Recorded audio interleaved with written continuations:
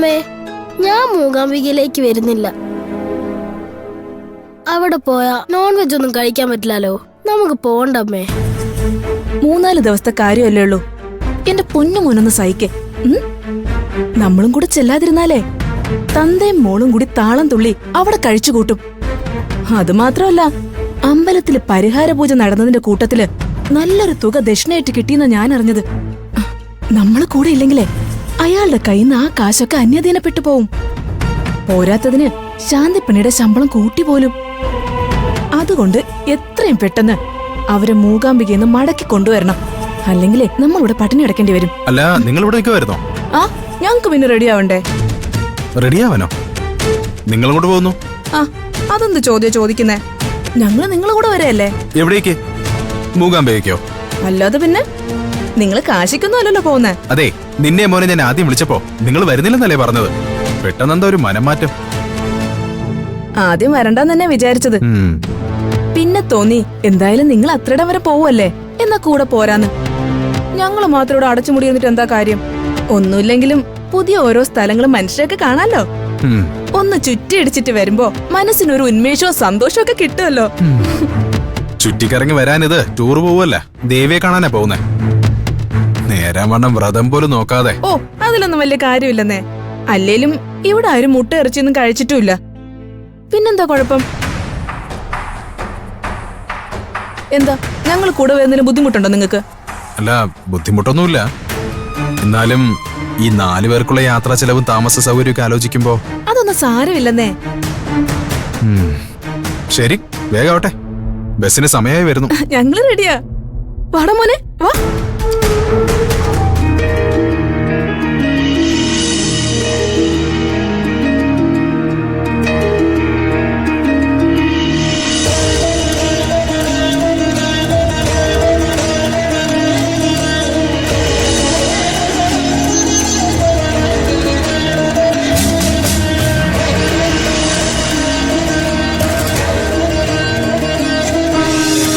ദേവു ചേച്ചി ഇവിടെ ഉണ്ടെന്ന് ഒരു പക്ഷേ വിദ്യാമ്മയ്ക്ക് അറിയാമെങ്കിലോ? ഒന്ന് ചോദിച്ചു നോക്കിയാലോ?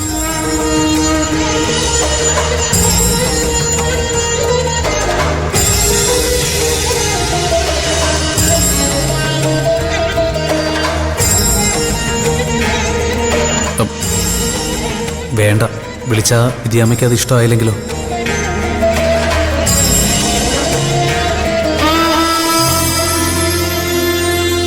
എന്തേ, കിഷൻ പോവാണോ?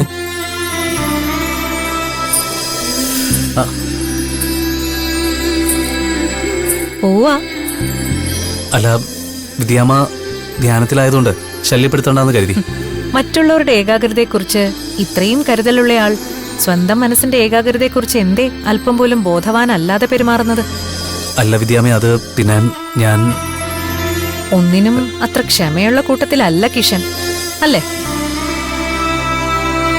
അല്ലെങ്കിൽ പിന്നെ വേണ്ടപ്പെട്ട ഒരാളെ അന്വേഷിച്ച് നടക്കുന്നതിനിടയിൽ സാക്ഷാൽ ദേവിയെ മനസ്സ് നിറഞ്ഞൊന്ന് തൊഴാൻ പോലും മറന്നത് എന്തേ? എന്താ, ഞാൻ പറഞ്ഞത് സത്യമല്ലേ? അതെ, സത്യമാണ്. ഞാൻ ദേവു ചേച്ചി അന്വേഷിച്ച ക്ഷേത്രത്തിനുള്ളിലേക്ക് കയറി നോക്കിയത്. ചേച്ചിയെ അവിടെയൊക്കെ തെരഞ്ഞു നടക്കുന്നതിനിടയിൽ ദേവിയെ നന്നായിട്ട് തൊഴാനും മറന്നു. ചേച്ചിയെ കാണാൻ പറ്റാത്തുള്ള വിഷമം കാരണം ചേച്ചിക്ക് പോകാൻ സാധ്യതയുള്ളിടത്തൊക്കെ ഞാൻ അന്വേഷിച്ചു നോക്കി, പൂക്കടയിലും ഹോസ്പിറ്റലിലും ഒക്കെ. പക്ഷേ ചേച്ചിയെക്കുറിച്ചൊന്നും എനിക്ക് അറിയാൻ കഴിഞ്ഞില്ല വിദ്യാമ്മേ. ഞാനാകെ വല്ലാത്തൊരു അവസ്ഥയിലാണ്. അതാ ഒന്നിലും എനിക്ക് ശ്രദ്ധിക്കാൻ പറ്റാതെ പോകുന്നത്. എനിക്ക് ദേവു ചേച്ചിയെ എത്രയും പെട്ടെന്നൊന്ന് കണ്ടേ പറ്റൂ. കിഷൻ പരിഭ്രമിക്കണ്ട. ദേവുട്ടിക്ക് ഒരാപത്തും സംഭവിക്കില്ല.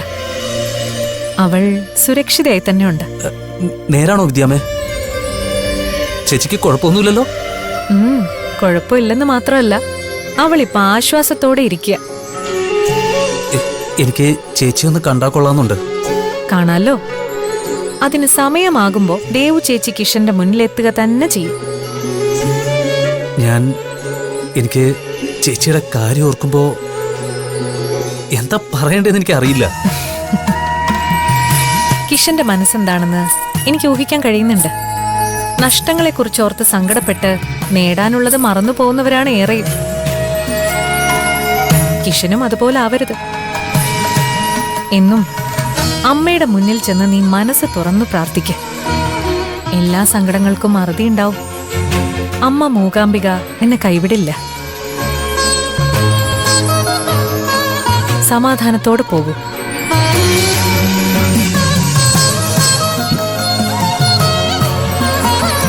ദേവൂട്ടിയുടെ കാര്യം ഓർത്ത് കിഷൻ സങ്കടപ്പെടണ്ട. ധൈര്യമായിട്ട് പോവും.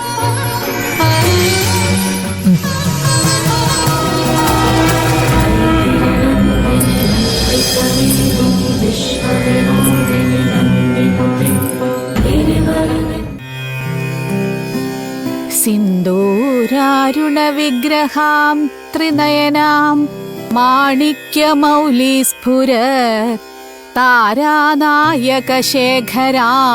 സ്മിതമുഖീം ആപീനവക്ഷോരുഹാം പാണിഭ്യാമളിപൂർണരത്നചഷകം രക്തോത്പലം ബിഭ്ര. ആ മോളെ, ദേവുട്ടി എത്തിയോ? ഇന്നും വിദ്യാമ്മ തന്നെയാണ് നിന്നെ കൊണ്ടുവന്നത്. ആ ദേ കണ്ടോ, മയക്കത്തിലായിരുന്നിട്ട് പോലും നീ വന്നത് അവൻ അറിഞ്ഞിരിക്കുന്നു. നിന്നെ കാണാൻ കൊതിച്ചിരിക്കായിരുന്നു പാവം.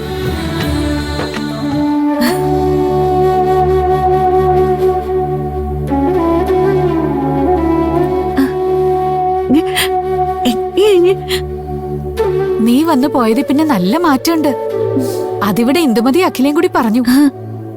നീ അടുത്തുണ്ടെങ്കി എന്റെ മോന് പെട്ടെന്ന് ഭേദാകും.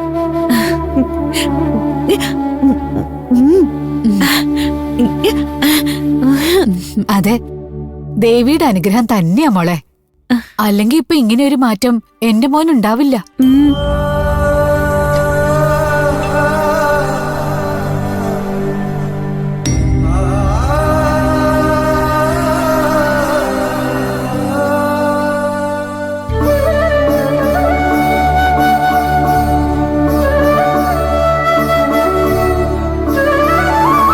എന്താ മോളെ ഇത്?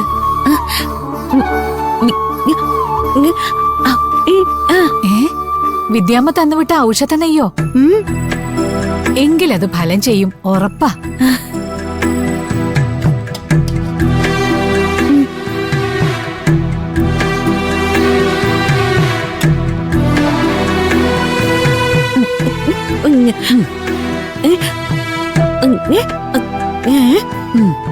ദിവസം ഒരു നേരല്ലേ കൊടുക്കാലോ.